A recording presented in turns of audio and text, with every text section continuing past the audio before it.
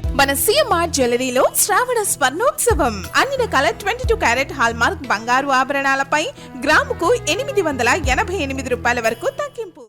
Skill development కేసులో చంద్రబాబుకు bail మంజూరు చేసిన హైకోర్టు మాజీ న్యాయమూర్తి జస్టిస్ తల్లాప్రగడ మల్లికార్జునరావును లోకాయుక్తగా ఎంపిక చేయడం ఇప్పుడు సోషల్ మీడియాలో తీవ్ర చర్చకు దారితీసింది. హైకోర్టు న్యాయమూర్తిగా ఇటీవల పదవీ విరమణ చేసిన జస్టిస్ తల్లాప్రగడ మల్లికార్జునరావును లోకాయుక్తగా నియమించాలి అని చంద్రబాబు ప్రభుత్వం నిర్ణయించింది.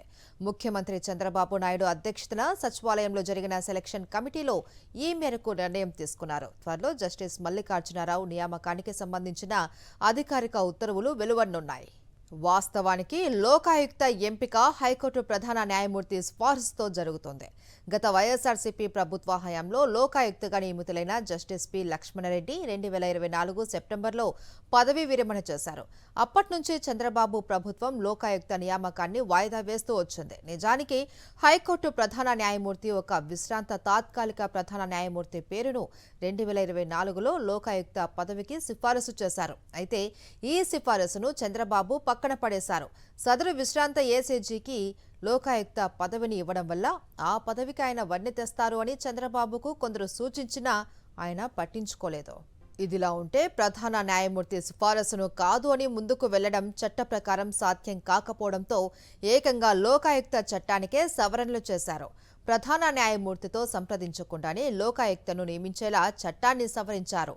లోకాయుక్త ఉప లోకాయుక్త ఎంపిక బాధ్యతలను ముఖ్యమంత్రి నేతృత్వంలోని కమిటీనే తీసుకుంటుంది అని 2024 డిసెంబర్లో చేసిన సంబంధిత చట్ట సవరణలో చంద్రబాబు ప్రభుత్వం పేర్కొంది.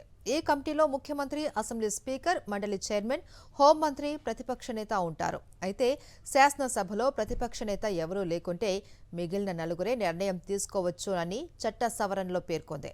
వైఎస్ జగన్మోహన్ రెడ్డికి ఉద్దేశపూర్వకంగా ప్రతిపక్ష హోదాను నిరాకరించిన నేపథ్యంలో చంద్రబాబు నేతృత్వంలోని ఆ నలుగురే నిర్ణయం తీసుకునే వెసులుబాటు కలిగింది. దీంతో హైకోర్టు సీజేను సంప్రదించకుండానే లోకాయుక్త నియామకాన్ని చేపడుతోంది. దీంతో లోకాయుక్త పోస్టును రాజకీయ నియామకంగా మార్చేశారు అని కూటమి సర్కార్పై విమర్శలు వెల్లువెత్తుతున్నాయి. మరిన్ని అప్డేట్స్ కోసం ఛానల్ ను సబ్స్క్రైబ్ చేయండి. నోటిఫికేషన్స్ కోసం బెల్ ఐకాన్ పై క్లిక్ చేయండి.